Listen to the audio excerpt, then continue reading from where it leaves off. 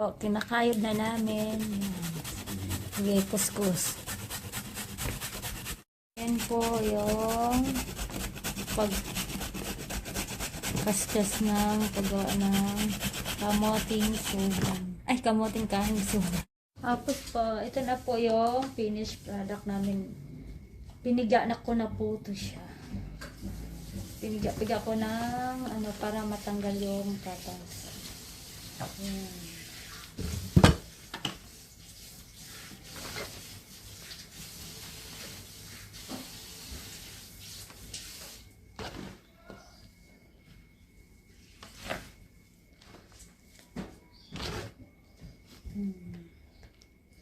Tapos nyog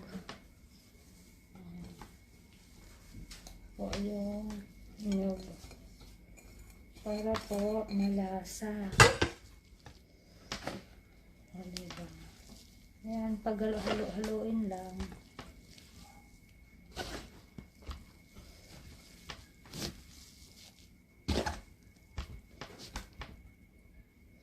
Ayan po.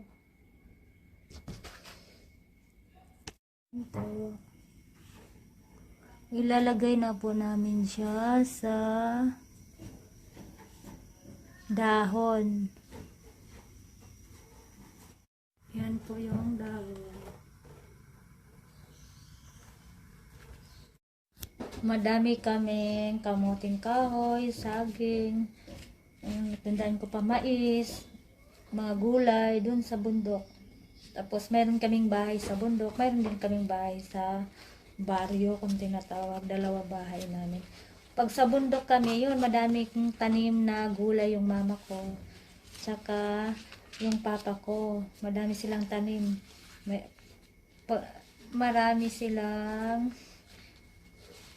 Marami kaming manok noon. Pagkatanda ko, madami kaming mga manok. Tapos doon kami matutulog. Bababa lang kami sa sa baryo kung mag-aral, pero minsan mayroon kaming tindahan. Minsan doon si mama sa baba pag nagtitinda. Pag Sabado, Linggo sa bundok kami. Yun, kasi madami kaming pagkain sa bundok. Mga prutas, gulay, tsaka yun, saging. Pagkala ko sobrang dami naming saging no. Saging saba, sobrang dami. Kaya, ito, tsaka kamuting kahoy. Ito na po yung finished product natin. Ayan po. Pwede na ako mag-business. Yung mama ko magaling sa ganito eh. Magaling siya mag-business na kung ano-ano. Ito po.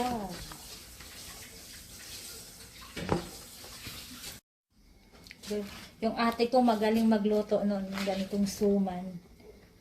Siya din mahilig yun. Pag ganito ay, mahilig yun gumagawa ng kamoting kahoy na suman. Magaling din yung magluto.